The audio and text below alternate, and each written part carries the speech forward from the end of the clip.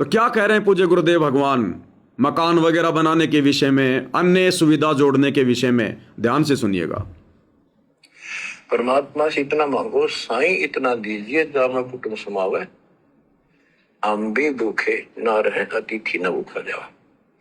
ठीक है, अपन परमात्मा ने संपत्ति दे दी, अच्छी बात है।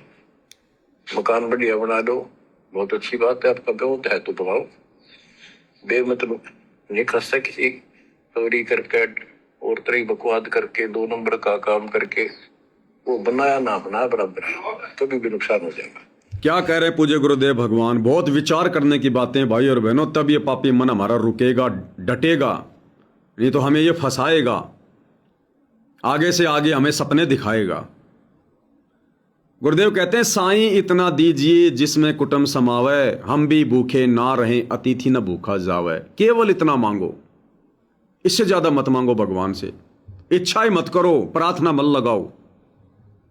साईं इतना दीजिए जिसमें कुटुंब समावे, ए परमात्मा इतना ही दो, मेरे परिवार का भली भांति पालन पोषण हो जाए, बकवाद के लिए मेरे घर में पैसा ना रहे, अनावश्यक वस्तुओं का संग्रह करने के लिए मेरे घर में पैसा ना रहे।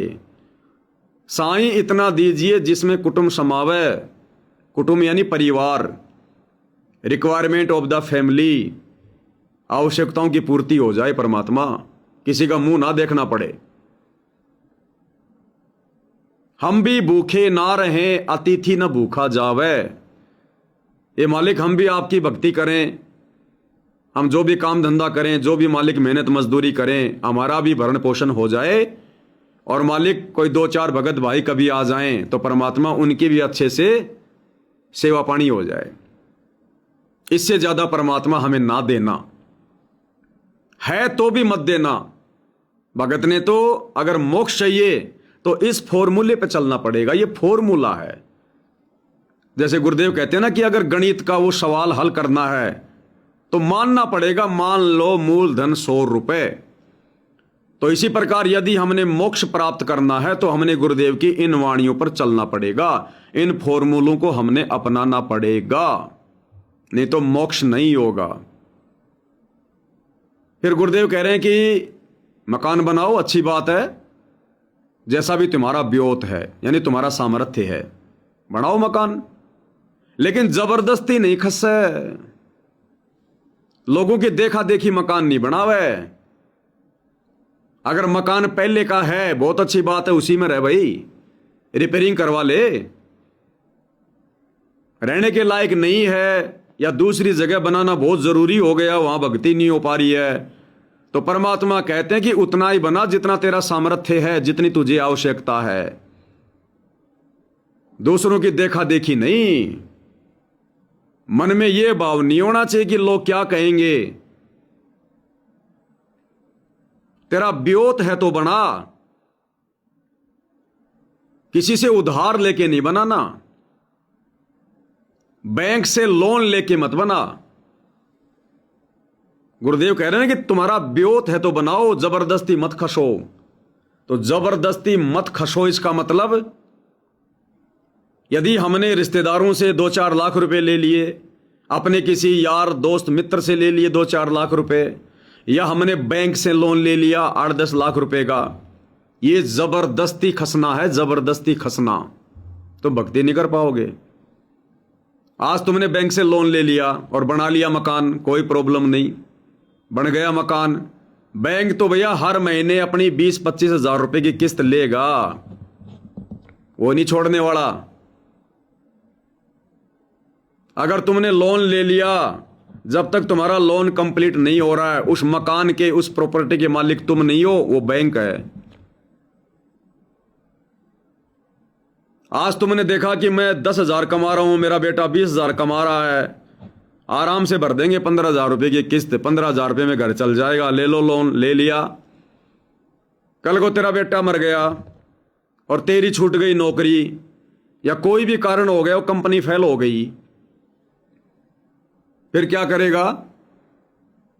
वो बैंक नहीं देखेगा तेरी मजबूरी। बैंक को तो हर महीने किस्त चाहिए।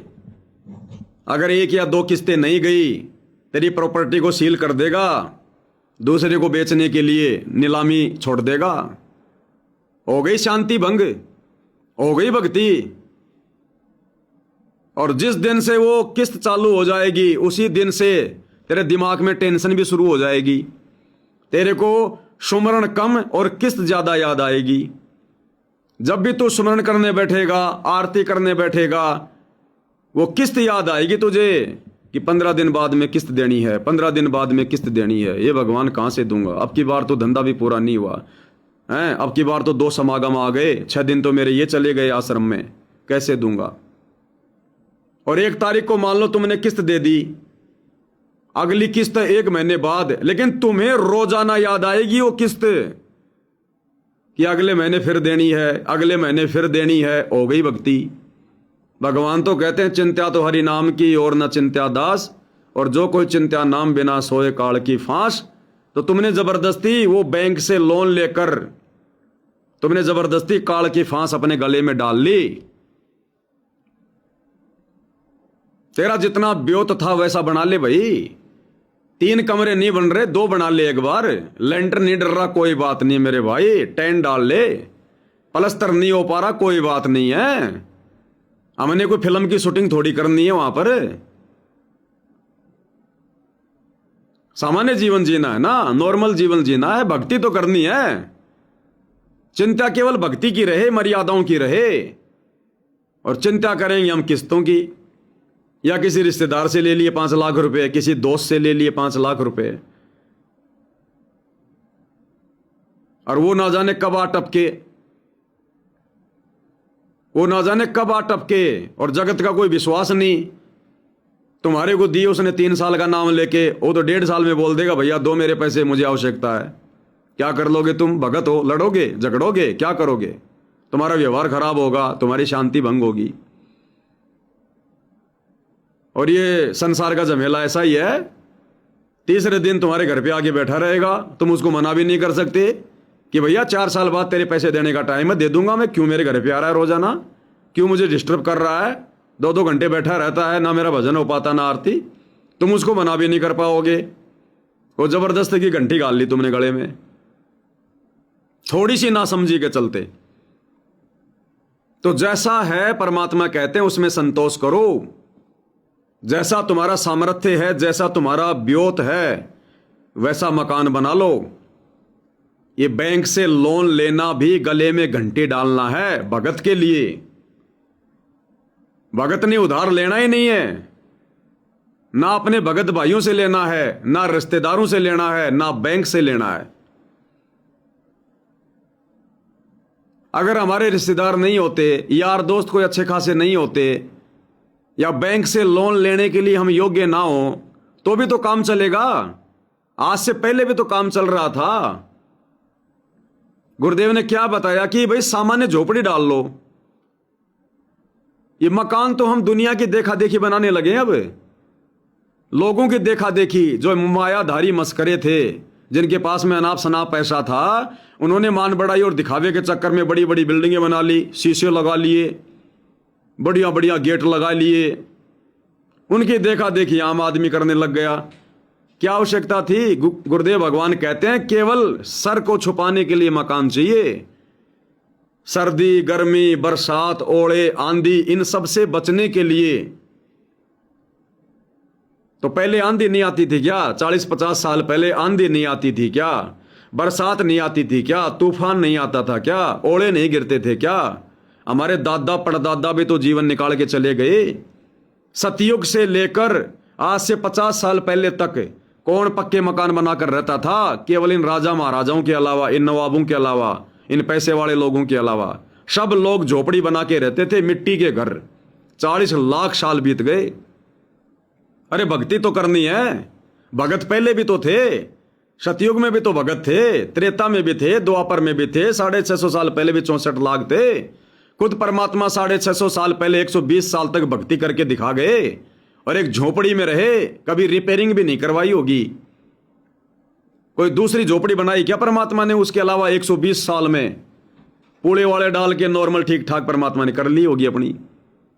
उदाहरण क्यों पेश करके गए गुरुदेव कि अगर भक्ति करनी है तो भाई बकवादों से दूर हटना पड़ेगा। कबीर सागर के सरलार्थ में, जो पूज्य गुरुदेव भगवान ने 2012 में लिखा, उस कबीर सागर के सरलार्थ में गुरुदेव ने साफ साफ लिखा हुआ, साफ साफ, कि मेरे यथार्थ 13वें कबीर पंथ से जुड़ने के बाद, यानी 1994 से सतगुरु रामपाल जी से दीक्षा लेने के बाद उनका 13वां पंथ शुरू हो गया। गुरुदेव कह रहे हैं कि इस 13वें पंथ में जो बड़े बड़े मकान बनाएगा उसको दुनिया मूर्ख मानेगी, उसको दुनिया मूर्ख समझा करेगी, और जो सामान्य मकान बना के रहेगा उसकी बड़ी इज्जत हुआ करेगी।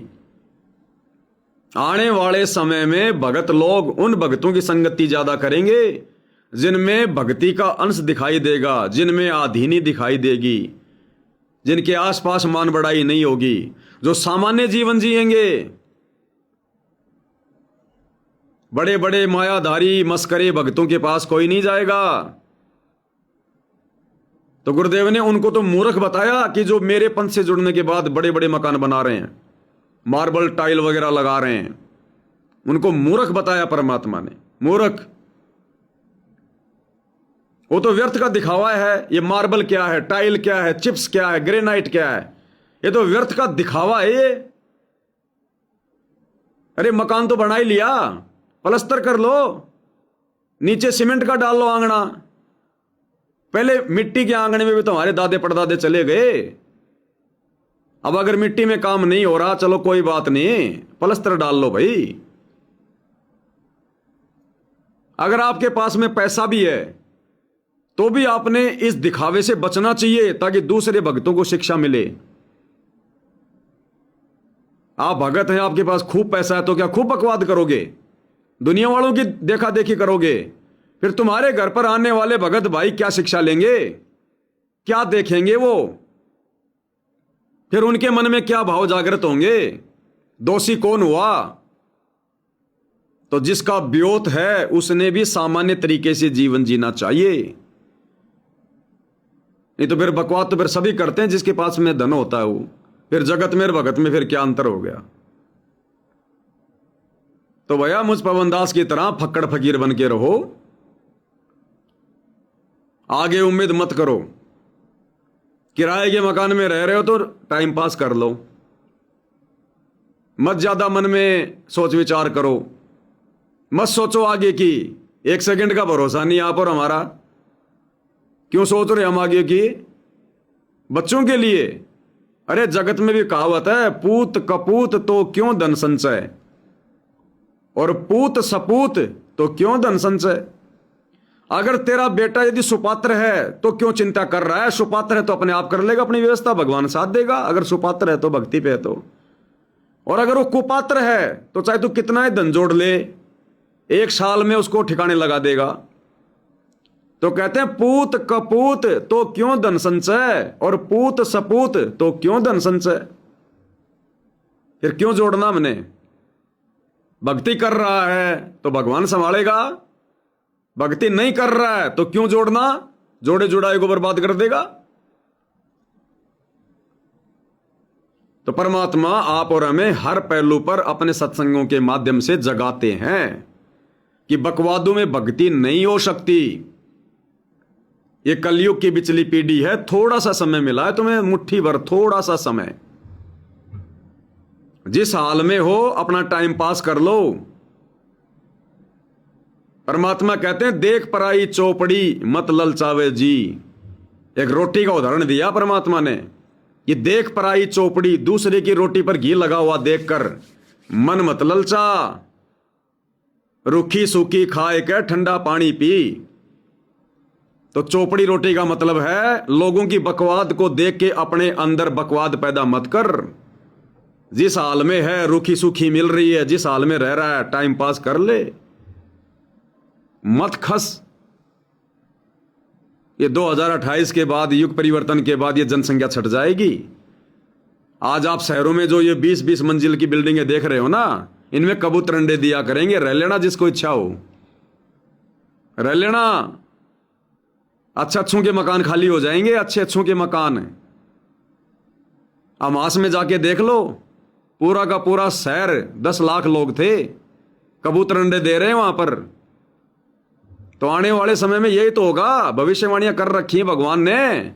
कैसी तबाही मचेगी। कल इन बेबुद्धि सतलोक आश्रम कमेटी वालों की तरफ से व्हाट्सएप पर एक मैसेज घूम रहा है, गुरुदेव ने विशेष दया कर दी, गुरुदेव ने विशेष रजा कर दी। 1 मई 2 मई 3 मई को विश्व शांति दिवस मनाने का आदेश दे दिया। 3 दिन का पाठ होगा, 3 दिन का पाठ होगा, विश्व शांति सम्मेलन, विश्व शांति दिवस अखंड पाठ होगा।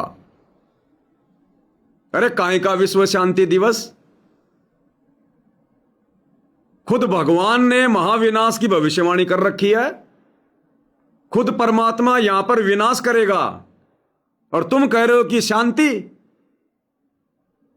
विनाश से पहले शांति हो सकती है क्या? अरे दोपहर की आरती करते हो नहीं करते? आदरणीय गरीबदास जी ने तो महाविनाश की भविष्यवाणी कर रखी है, तुम कह रहे हो कि शांति शांति। तुम्हारा भगवान तो महाविनाश लाना चाह रहा है कि आवेगा दक्खन से दीवाना, काबुल का काल, किल किलियम गल है तुर्काना। साफ साफ लिख रखा उसमें।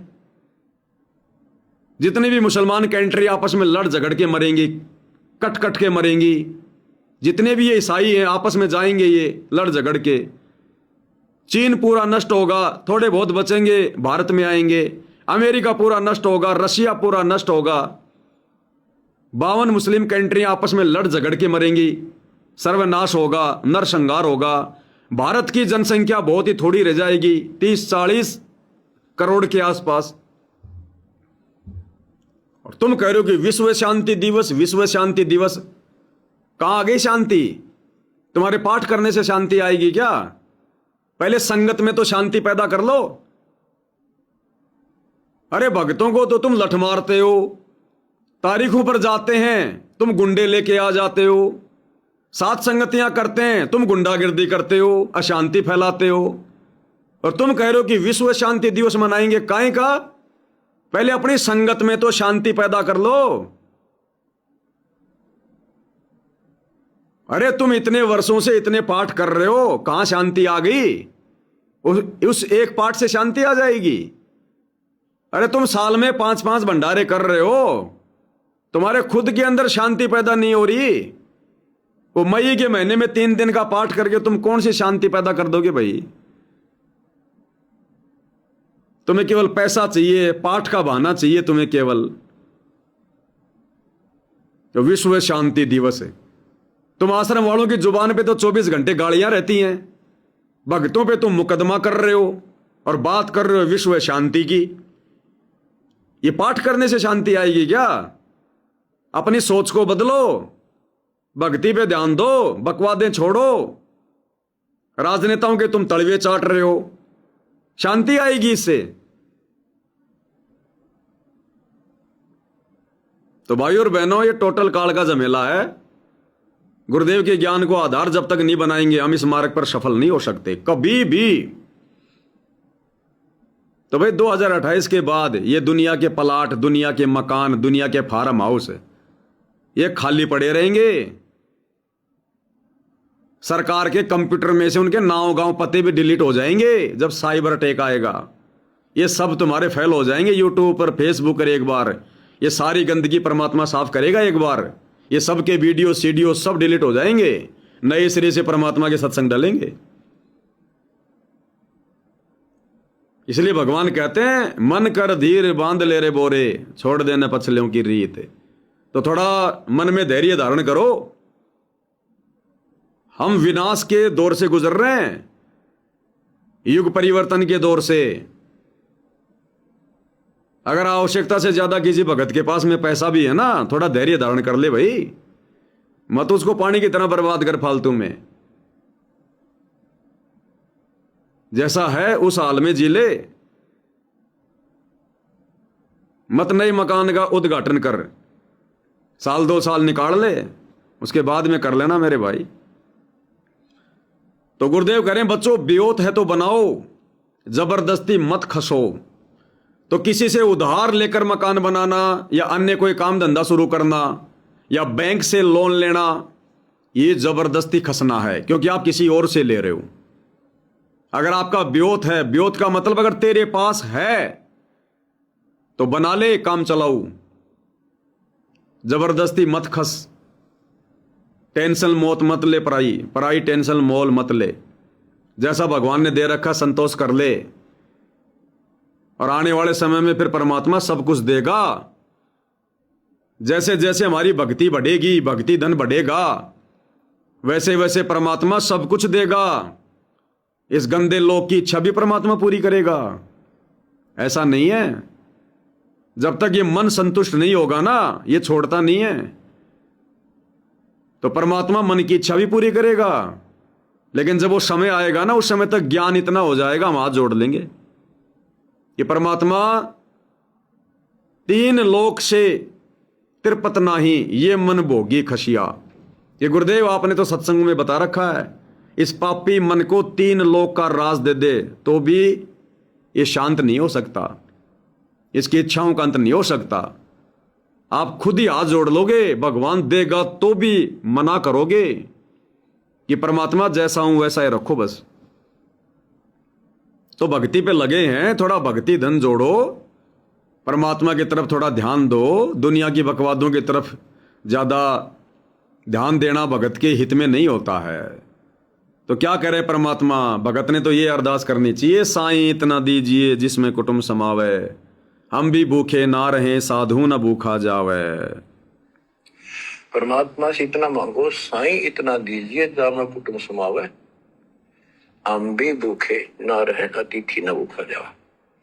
ठीक है, अपन परमात्मा ने संपत्ति दे दी, अच्छी बात है, मकान बढ़िया बना दो, बहुत अच्छी बात है। आपका बहुत है तो बनाओ, बेमतलब नहीं कर सकते किसी चोरी करके और तरह बकवाद करके 2 नंबर का काम करके। वो बनाया ना बनाया बराबर है, कभी भी नुकसान हो जाएगा। वो बनाया ना बनाया बराबर है, कभी भी नुकसान हो जाएगा, चाहे भक्ति का हो चाहे और।